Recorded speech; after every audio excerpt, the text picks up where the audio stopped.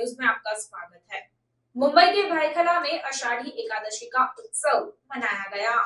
आषाढ़ी एकादशी के पर्व पर मुंबई में भक्ति भाव और हर्षोल्लास के साथ विट्ठल जी और रुक्मणी जी की पालकी निकाली गई और पूजा अर्चना की गई। मुंबई के भाईखला में पालकी के दर्शन लेने का साबर आवाज न्यूज को मौका मिला।